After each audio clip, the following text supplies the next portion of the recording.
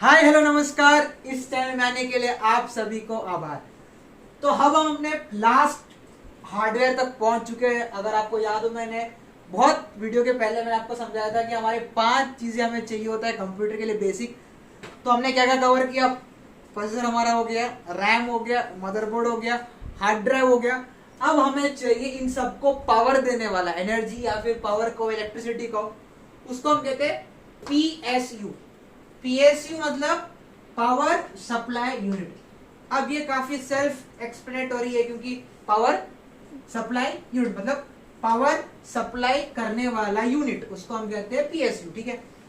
अब ध्यान से इतना रखना है हमें इसमें कि कंप्यूटर को चाहिए होता है डीसी करंट, क्योंकि डीसी करंट की मदद से ही वो वोल्टेजेस को अपने अंदर जो भी चिप्स है, उसके जो भी ईडीबी एक्सटर्नल डाटा बस, इसके थ्रू जितने भी जीरोस एंड वंस है, वो कंप्यूटर किसके द्वारा भेजता है? हमारे करंट के द्वारा। मतलब वोल्टेज को अल्टरनेट या फिर फ्लक्चुएट करके 0 और 1 को भेजा जाता है हर कंप्यूटर के हिस्से में।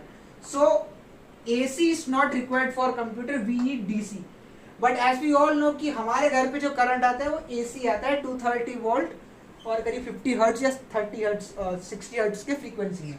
लेकिन हमें चाहिए डीसी। तो पीएसयू क्या करता है? जो भी हमारे घर पे एसी आता है उसको rectifier, rectifier is a device which converts AC into DC. Rectifier मतलब रेक्टिफाई करना, मतलब करंट को एसी से डीसी में कन्वर्ट करता है। और उसी डीसी करंट को हम अपने मदरबोर्ड में, रैम में, जहां पे भी इलेक्ट्रिकल सिग्नल यूज होता है जीरोस एंड वंस को ट्रांसफर करने के लिए, उसमें हम यूज करते हैं डीसी करंट को। So power supply unit is like an energy source. जैसे एक सेल में एनर्जी सोर्स होता है, वैसे कंप्यूटर का एनर्जी सोर्स होता है पीएसयू, पावर सप्लाई यूनिट। अब हर एक कंप्यूटर को एक सर्टेन अमाउंट ऑफ वोल्टेज और एम्पियर चाहिए होता है। मतलब उस कंप्यूटर के पार्ट्स के ऊपर लिखा होता है कि उसको कितना वोल्टेज चाहिए और कितना एम्पियर चाहिए, क्योंकि हर एक चीज, जैसे हमारा प्रोसेसर हुआ, हमारा मदरबोर्ड, ग्राफिक्स कार्ड, हर चीज का एक इलेक्ट्रिक का एक लोअर लिमिट होता है, एक अपर लिमिट का होता है। तो उस ब्रैकेट के अंदर ही हमें पावर देना है। अगर उससे ज्यादा हो गया या फिर उससे कम हो गया तो शायद हमारे इस पूरे चीज बिगड़ सकता है। मतलब या तो जल सकता है या फिर काम ही नहीं कर सकता, ऐसा हो सकता है। तो हमेशा ध्यान रखना है पीएसयू जब भी आप खरीदने जाओ तो ध्यान रखिए कि उसका वोल्टेज कितना है और हमारा रिक्वायरमेंट, उसका नहीं, हमारा रिक्वायरमेंट क्या है, हमारे कंप्यूटर को कितना वोल्टेज चाहिए और कितना एम्पियर चाहिए। और आपको याद होगा तो एम्पियर मतलब it is a unit of current end voltage is a unit of electric potential. तो इसका अगर आपको याद हो तो एम्पियर हम ए करके लिखते हैं, जैसे कि 1A 2A करके लिखते हैं, और वोल्ट्स को हम ऐसे लिखते हैं 230 वोल्ट। तो दिस इज इलेक्ट्रिकल पोटेंशियल और ये है इलेक्ट्रिकल करंट। अगर इलेक्ट्रिकल पोटेंशियल होगा तभी इलेक्ट्रिक करंट फ्लो होगा। अगर आप फिजिक्स में पढ़े हो तो ये बहुत काफी बेसिक कॉन्सेप्ट है, वोल्ट और एम्पियर। अब वॉटेज, वॉटेज क्या होता है? Wattage is the amount of volts and amps that a device needs. मतलब wattage is the total amount, मतलब कितने उसके, कितना उसको वोल्टेज चाहिए, कितना उसको एम्पियर चाहिए, दोनों का कितना चाहिए, उसको हम वॉटेज कहते हैं। मतलब वॉटेज को हम W से करते हैं। मतलब वोल्ट हम करते हैं V से, करंट करते हैं A से, वॉटेज या वॉट करते हैं हम W से। तो ध्यान रखना इन तीनों सिंबल का मतलब अलग अलग होता है।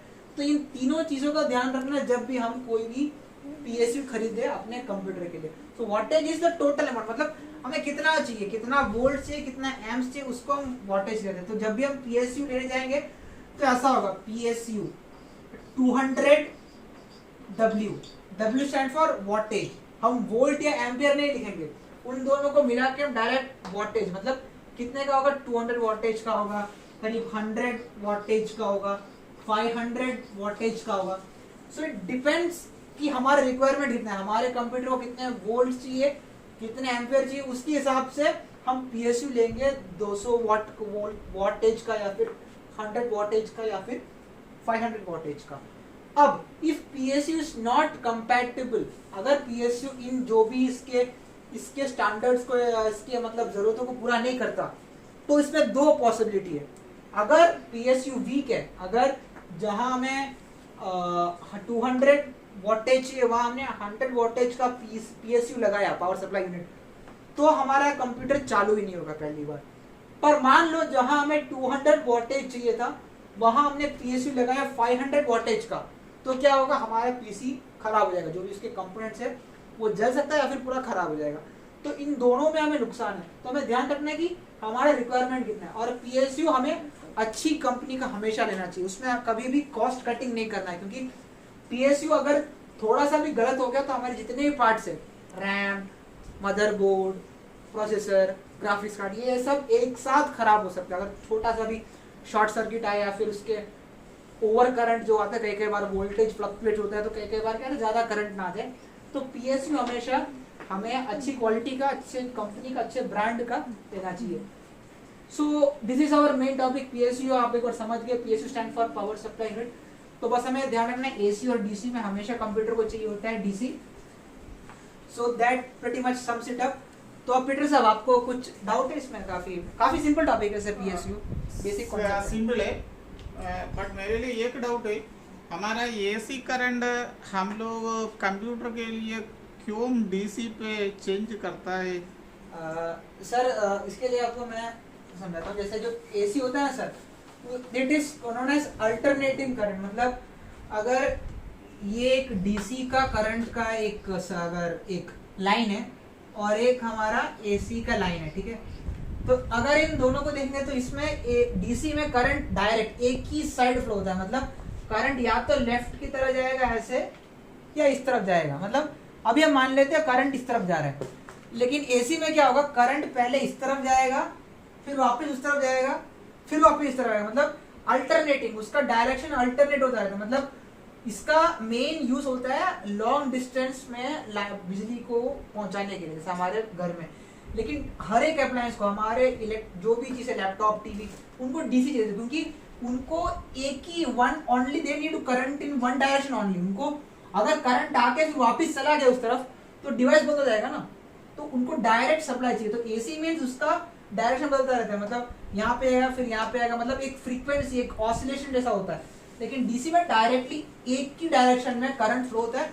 और अगर हम यहाँ पे एक बैटरी रखेंगे तो बैटरी चार्ज हो जाएगा। अगर हम एसी करंट में एक बैटरी रखेंगे तो चार्ज नहीं होगा, क्योंकि चार्ज आएगा फिर वापस जाएगा, फिर आएगा फिर जाएगा। लेकिन अगर डीसी होगा तब जाके, जैसे फोन का चार्जर है उसमें हम डीसी यूज करते हैं, क्योंकि तब जाके हमारा जो बैटरी है चार्ज होगा, क्योंकि एक ही तरफ करंट का फ्लो होता है।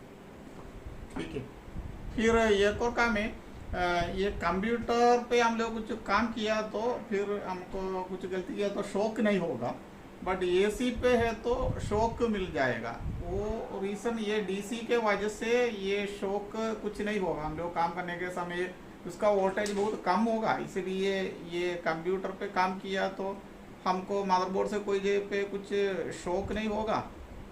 सर क्योंकि कंप्यूटर में जो भी करंट यूज होता है वो एसी डीसी पे डिपेंड नहीं करता, वो डिपेंड करता है, मैं आपको बोलता वोल्टेज पे।